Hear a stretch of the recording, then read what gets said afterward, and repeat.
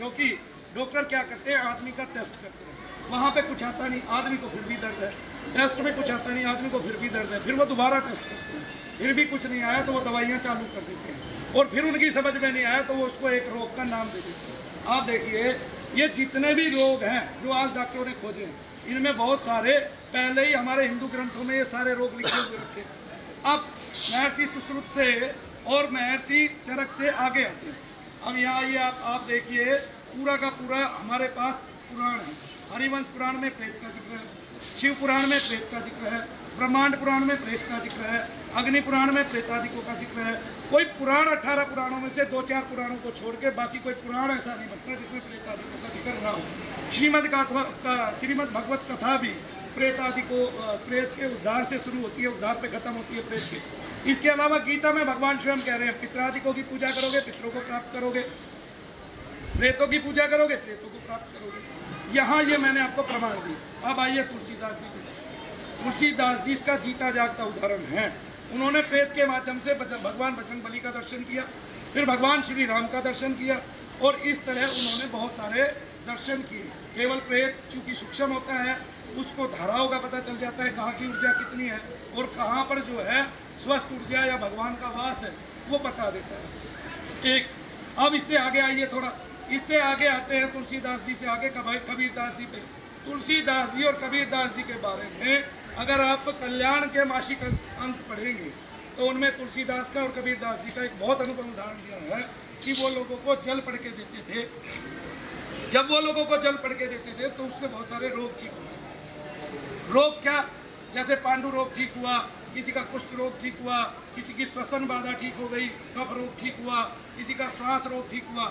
ये हमारे पुस्तकों में और न्याय सहित लिखा हुआ है कि ये रोग ठीक हुए हैं। तो क्या उन्होंने रोग ही ठीक किए? और अगर रोग ठीक होते उनसे तो फिर प्रत्येक व्यक्ति उनके जैसा ही बनना सोचता और मेहनत करता, और जब उनके जैसा बनता हो तो उनका ऐसा ही नाम भी होता नहीं। फिर उसके बाद क्या आता है ये देखिए, 2000 वर्ष पहले यीशु मसीह, जिसको हम प्रेतोन्माद बोलते थे कि प्रेत खेल रहा है, हंस रहा है, जोर जोर से चिल्ला रहा है, मुंह खोल रहा है ना जी, हाथ पैर इधर उधर पटक रहा है, पसीना पहुँच लूँ एक बार, हाथ पैर इधर उधर पटक रहा है, वो प्रेतोन्माद है। उस प्रेतोन्माद को वो वहाँ बता रहे हैं मसीह जी कि जब वो किसी का शैतान निकाल रहे हैं, वो शैतान भी ऐसे ही उन्माद करता है, उछलता है, कूदता है, तब वो आदमी ठीक हो जा रहा है, उसके बराबर वो चिल्लाता हुआ भाग रहा है, फिर बाद में वो ठीक हो जाता है। इसी तरह मसीह के कई जीवन के ऐसे उदाहरण हैं कि कोई आदमी लग रहा है वो चल नहीं पा रहा है, फिर वो चलने लगता है। आज डॉक्टरों ने जिनको घुटनों के ऑपरेशन बता दिए, ऐसे 20 लोग मेरे पास ले आओ सामने, बिल्कुल अभी के अभी, तुरंत के तुरंत, या फिर हॉस्पिटल से लाइव दिखाओ। उनको अगर घुटनों में दर्द है, डॉक्टर से जा नहीं रहे हैं, मैं गारंटी देता हूँ वो प्रेत कष्ट है, वो कोई रोग है ही नहीं। क्योंकि डॉक्टर दवाई भी दे रहा है, ऑपरेशन भी कर रहा है, ऑपरेशन के बाद भी दर्द रह रहे हैं। किसी को पथरी का दर्द है, दवाई भी दे रहा है, ऑपरेशन भी कर रहा है, उसके बाद भी पेट में दर्द है, वहीं के वहीं बना हुआ है। इसको डॉक्टर समझ नहीं रहा है ये है क्या, और कोई खोज उनकी है नहीं, और करेंगे यो नहीं, क्योंकि डॉक्टर ने जितनी किताबें पढ़ी है, ये मेंटल डिसऑर्डर है, जितनी किताबें पढ़ी हैं उनसे ऊपर किसी को नहीं माने। तो फिर कौन से सुश्रुत को मानेंगे वो, और कौन से हमारे स्वामी चरक जी को मानेंगे? तब वो इनको किसी को नहीं मानेंगे, वो तो सीधा नकारेंगे प्रेत नहीं है। जबकि बजरंग बाण में तुलसीदास जी कह रहे हैं प्रेत, पिशाच और डाक, चंडाल, डाकनी तो खैर एक देवी है, ऐसे यक्ष, किन्नर, विद्याधर, इसके अलावा काल, मारी, मर, ऐसे अलग उद्भट, उत्मट, ऐसे जी उत्कट, ऐसे और क्या कहते हैं प्रमथ, ऐसे जो है प्रेतादिकों के नाम हैं। और वो वैरायटी वो सब कुछ दर्शाया गया है। प्रेत से लोग मुंह मोड़ने लगे हैं, इसलिए कष्ट जो है वो बढ़ता जा रहा है। इसलिए आदमी के शरीर में प्रेतादिकों का कष्ट बढ़ गया। अब सुनिए, अब बाबागिरी की बात करिए। आप मनु भैया को बाबा कहते हैं ना, बाबा नहीं है, क्योंकि बाबा ये खोज कर ही नहीं पाएगा कभी भी। कितने लोग जल पढ़ के देते हैं, उनको जल का फॉर्मूला नहीं पता। आखिरकार तुलसीदास जी, कबीरदास जी जल पढ़ के क्यों देते थे? जल जो है वो वायु को साथ लेके चलता है, जल का फॉर्मूला भी H2O है कि नहीं? और वायु की गति ऐसी है कि वो जल को उठाती है और बादलों में स्थापित करती है, खारे जल को मीठा बनाकर बरसा देती है कहीं भी। और इतना जल होता है बादल में कि आप उसके आर पार हो जाते हैं, तब भी वो आप ऊपर नहीं गिरता। जब ईश्वर चाहता है, कुदरत चाहती है, तब वो नीचे बरसता है, और उन बादलों से क्या होता है ये आपको पता चलता है जी। अब आगे आइए, उस जल में जो ही हम पढ़ के फूंक मारते हैं मंत्र को, तो उसमें एक विशिष्ट शक्ति तरंग उत्पन्न होती है। तब प्रेत का कष्ट जहाँ भी है, जैसे मान लिया मुझे पेट में दर्द है, या मुझे इस हाथ में दर्द है, जैसे या मुझे कहीं और दर्द है, नाभि के नीचे दर्द है, या मुझे यहाँ कलेजे में दर्द है, या मेरे गले में दर्द है, प्रेत कष्ट से। किससे? प्रेत कष्ट से। प्रेत कष्ट केवल दर्दों से शुरू होता है, दर्दों पे खत्म होता है। मनु भैया वो दर्द जो प्रेत कष्ट से वो होते हैं उनको ठीक करते हैं। लोग रोगों के अपने आप ठीक हो जाते हैं, जो लोगों के रोग हैं वो अपने आप ठीक हो जाते हैं। इसी तरह जब ब्रह्मर्षि कुमार स्वामी लोगों से मंत्रोच्चारण कराते थे तो उनमें हजारों लोग ठीक हो जाते थे या लाखों लोग ठीक हो जाते थे। अब बाबा जानते नहीं है, ना ये जानते हैं कि ये प्रेत कष्ट था, वो ठीक हो गया, ना वो उस पर कभी उस विषय पे चर्चा करना चाहते हैं, क्योंकि सब इससे डरने लगे हैं। सब भूत प्रेत आदि को ना मानने के लिए विवश हो रहे हैं, क्योंकि हम इसको ढोंग ढकोसला और अंधविश्वास करते हैं। क्या अंधविश्वास ये नहीं है कि हम डॉक्टरों पे विश्वास करते हैं और वो कहीं भी साइन करते कराते हैं हमारे से, बाद में हमारा पेशेंट मर जाता है, हमने तो देखा ही नहीं ऑपरेशन होते हुए, क्या पता उसने अपनी कैंची तोड़ लिया है, कुछ और छोड़ दिया। और ऐसे ऑपरेशन में बहुत सारी चीज़ें छूटती हैं कि नहीं छूटती हैं कई बार, और वो लापरवाही के कारण आदमी की मृत्यु हो जाती है। हमने तो विश्वास से साइन किया था ना, तो वो क्या हो गया? वो अंधविश्वास हो गया कि हमने तो विश्वास से साइन किया और उन्होंने हमें ठग लिया, या हमारे मरीज को जो है वो चोट पहुँचा दी या हानि पहुँचा। हम किसी पे अन्यतम विश्वास करें और वो हमें धोखा, हमारा क्योंकि ईश्वर पे विश्वास नहीं है, इसलिए हम धोखा खा रहे हैं। एक आज क्रिश्चियन जो है वो तो प्रेताजिक निकलते। पहली बात तो एक बात और भी बता दूं, आप लोग ना तो कभी किसी हालेलुया करने वाले के पास पहुँचे हैं, पादरी के पास पहुँचे हैं, जबकि भारत में भी है और हिंदू ही बन गए हैं ऐसे पादरी, भारत में भी हैं। और ना किसी मुल्ला मौलवी के पास पहुँचे ये पूछने की आप ऐसा काम क्यों करते हो। ये लोग चिल्लाते हैं, हाथ पैर मारते हैं, किसी को शौक है, सब पढ़े लिखे हैं। आपके स्टूडियो में जो ज़्यादा से ज़्यादा पढ़ा आदमी हो उसकी डिग्री मुझे बताइए, अभी यहाँ ना मिल जाए तो मेरे को बता देना। आपके कहीं भी किसी भी डॉक्टर से पढ़े लिखे ज़्यादा हो उनको बताइए, यहाँ मिल जाएगा। MBBS करे हुए यहाँ मिल जाएंगे, अभी के अभी दिखा देता हूँ।